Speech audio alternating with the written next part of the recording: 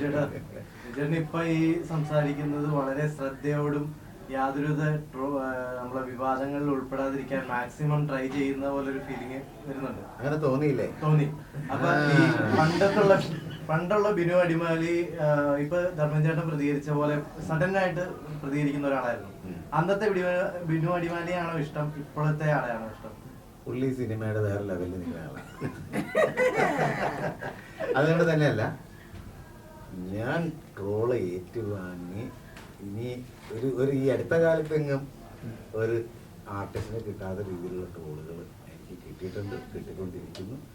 ഞാൻ എൻ്റെ പേഴ്സണലായിട്ടുള്ളൊരു നിങ്ങളെപ്പോലുള്ള സോഷ്യൽ മീഡിയ സഹപ്രവർത്തകരോട് എനിക്ക് പറയാൻ ഒന്നേ ഉള്ളൂ, ഇതൊരു പറ്റം കലാകാരന്മാർക്ക് വേണ്ടി ഞാൻ പറയുകയാണ്.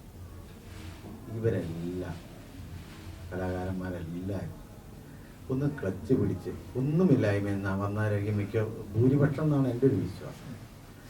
അതുങ്ങളൊക്കെ എന്തെങ്കിലും തമാശ രീതിയിൽ പറയുന്നുണ്ടെങ്കിൽ അത് പ്രേക്ഷകരായ നിങ്ങളെയൊക്കെ ചിരിപ്പിക്കാൻ വേണ്ടിയാണ്. ഒരുപാട് ദുഃഖങ്ങൾ ഉള്ളിൽ ഒതുക്കിയിട്ടാണ് ഓരോ ആർട്ടിസ്റ്റും ഓരോ എപ്പിസോഡും ചെയ്യുന്നത്. 5 വർഷമായി സ്റ്റാർ മാജിക് ചെയ്യുന്നത്.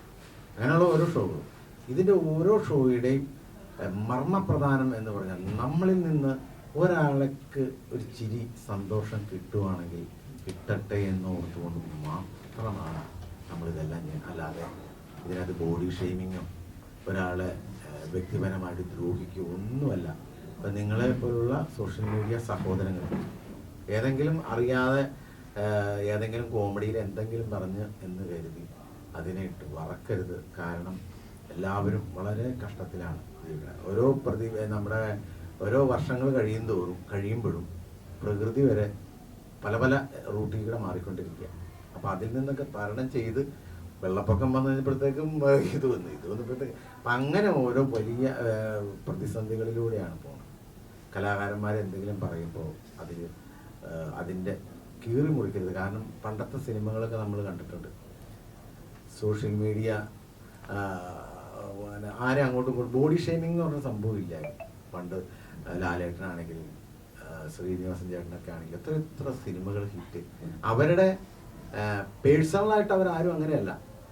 നമ്മളൊരു കഥാപാത്രം അല്ലെങ്കിൽ കഥ അതിനുവേണ്ടി മാത്രം, അത് വിജയിപ്പിക്കാൻ വേണ്ടി മാത്രം പറയുന്ന തമാശകളായിട്ട് മാത്രം ഇതിനെ കാണുക. കാരണം ഓരോരുത്തരും അത്രയേറെ ബുദ്ധിമുട്ടി പിടിച്ചനങ്ങി കയറി വരിക. ഞണ്ടിൻ്റെ കൂട്ട് വലിച്ച് താഴേക്കിടരുത്. ഇതൊരു അപേക്ഷയാണ്. ഇത് ഒരു നമ്മൾ ഒന്നും പറയുന്നതല്ല. ഇത് കേരളത്തിൽ ഒരുപാട്, പിന്നെ ഇപ്പൊ തന്നെ ഒരു